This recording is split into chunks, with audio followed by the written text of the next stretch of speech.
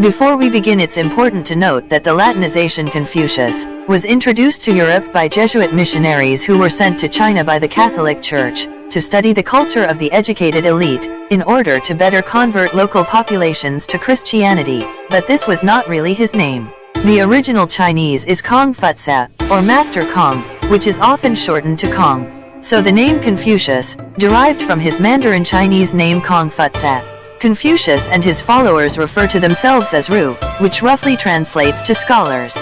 For simplicity's sake, we'll refer to Confucius by his common Latinized name, and we will refer to the Ru who saw him as their intellectual ancestor as Confucians. Confucius was born in 551 BCE, right on the cusp of an era ominously known as the Warring States period. This state of vicious civil war was preceded by a time of relatively long and stable rule under the Zhou dynasty. Established hundreds of years before in the 11th century, they managed to gain the support of the local aristocracy, and for hundreds of years they ruled over a time of prosperity. The actual power was divided among local warlords who fought each other for territory and dominance. Over the next 5 centuries, the Zhou state was thrown into chaos. Moreover, advances in military technology such as the invention of the crossbow enabled the feudal lords to conscript relatively untrained commoners into their armies, resulting in more casualties and more disintegration of social and political structures. Infrastructure projects were neglected, farms were left unattended, and food was scarce.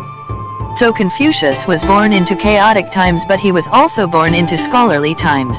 Despite the worsening social chaos, this was also a time of great intellectual innovation. One of the greatest accomplishments of the Zhou dynasty was the formation of a canonical set of texts known as the classics.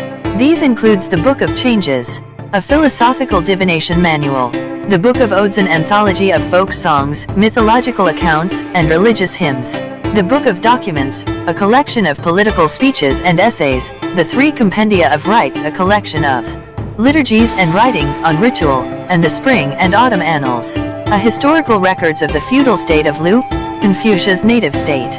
A new group of educated elites emerged who were experts in these classics, and the knowledge they contained did not escape the eyes of the local warlords, because each wanted a strategic edge over their competition in their quest to unify the warring states. One of the earliest intellectuals who sought to gain the patronage of an ambitious feudal lord was Confucius. So let's talk about the man himself. As we discussed, Confucius was born in 551 into a world of political and social chaos, but also intellectual innovation. Very little is known about his life, since most of the stories about him are legends refracted through the lens of his followers, centuries later. What we do know is that he was born in the coastal state of Lu, in modern-day Shandong province, and he descended from an aristocratic clan with ties to the Zhou royal house. So he was perhaps born into some sort of low-level scholar bureaucrat class. However, despite losing his father at young age and growing up in poverty, his background enabled him to get a decent education and become a master of ancient Zhou ritual knowledge. In his later years, Confucius opened a small school of his own, but his political aspirations compelled him to travel to the courts of local rulers to offer safe advice. Most of what we know about his life comes from the Analects or the Lunyu, a collection of dialogues between Confucius and his students. The book was not written by Confucius himself but by his disciples. It chronicles his attempts to find a ruler who would be receptive to his solution to the state of social and political chaos.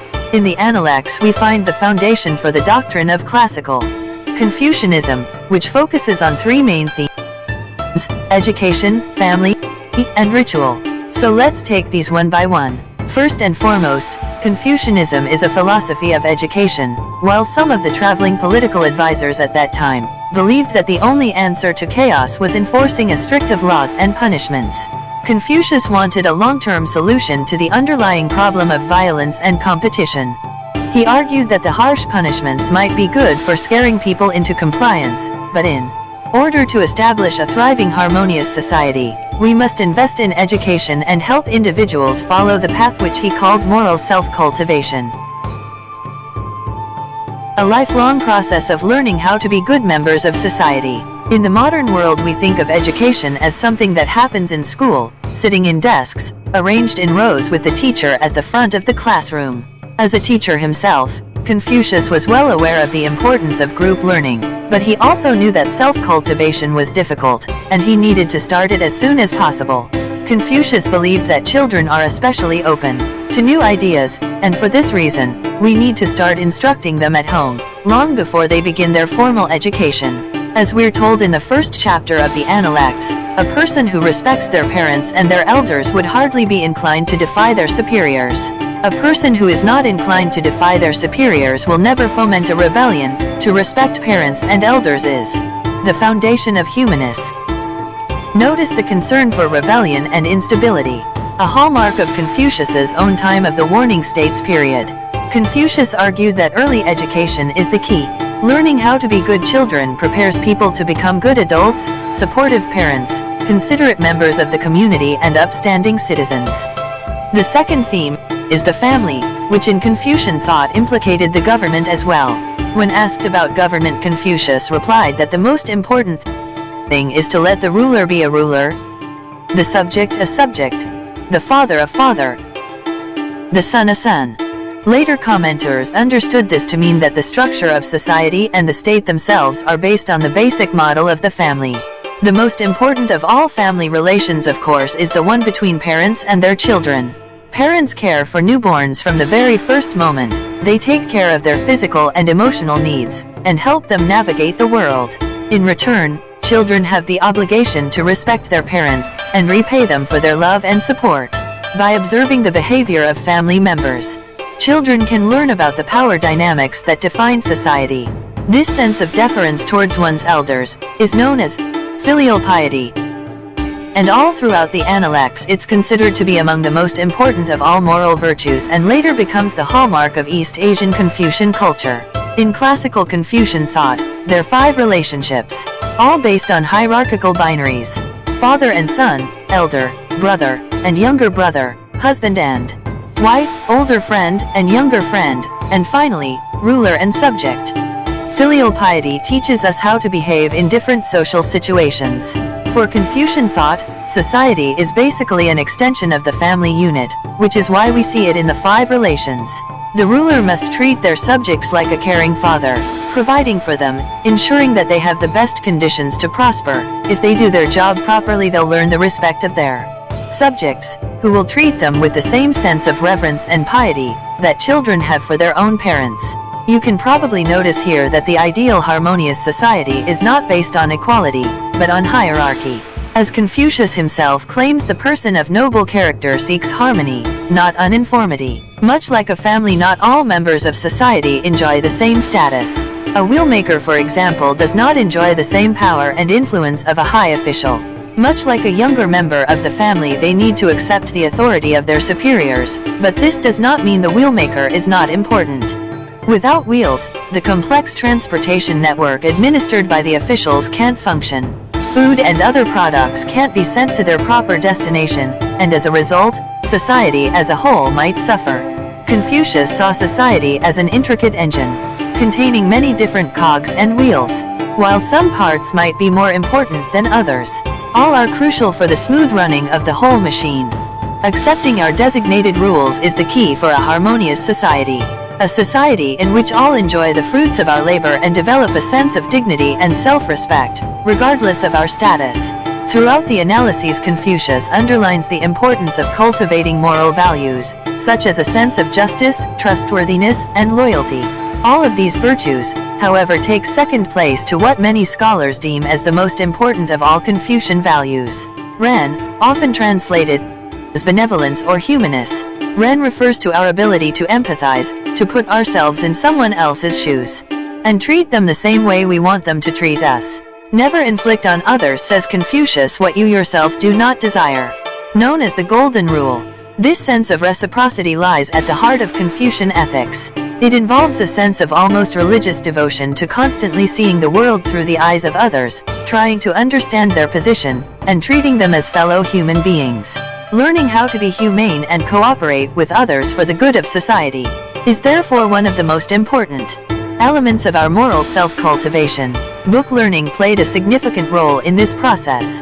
Confucius believed that knowledge contained in the 5 classics was useful for teaching moral values, such as benevolence, righteousness, trustworthiness, and loyalty. At the same time, he also realized the limitations of theoretical education. While parents must instruct their children and teach them how to differentiate between right or wrong, moral education also depends on exposure to proper patterns of behavior that can be internalized and become a second nature, which leads us to the third theme: ritual.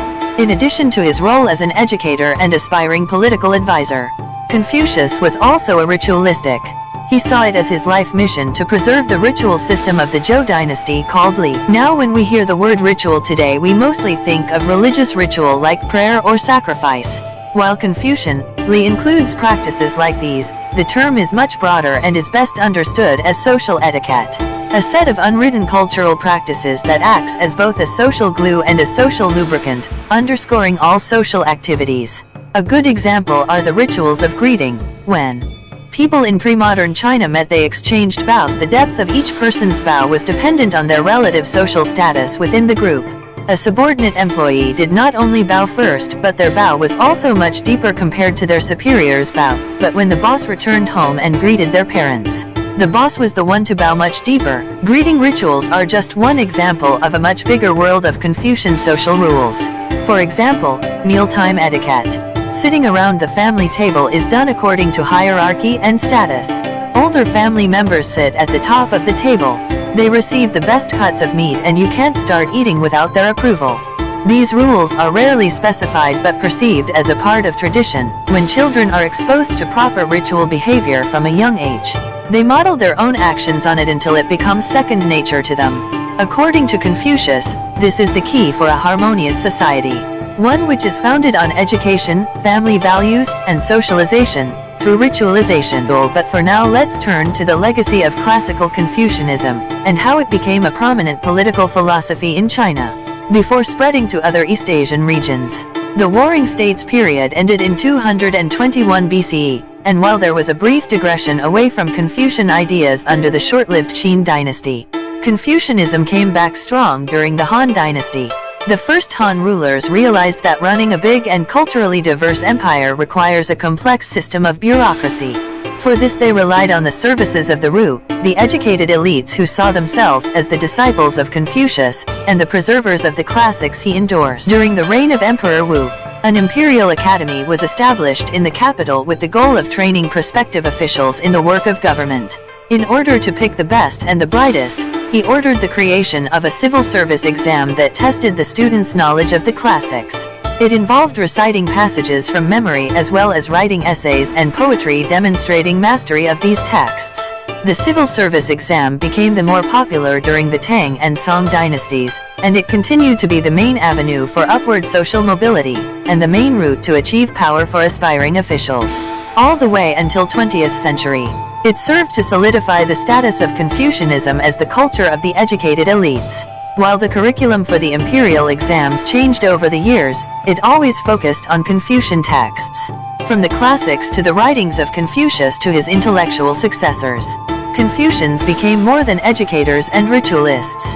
They became the symbol of literacy and civil culture. Because of China's status as the strongest state in East Asia throughout most of the past 2,000 years, its tributary states such as Korea and Japan eagerly adopted its culture.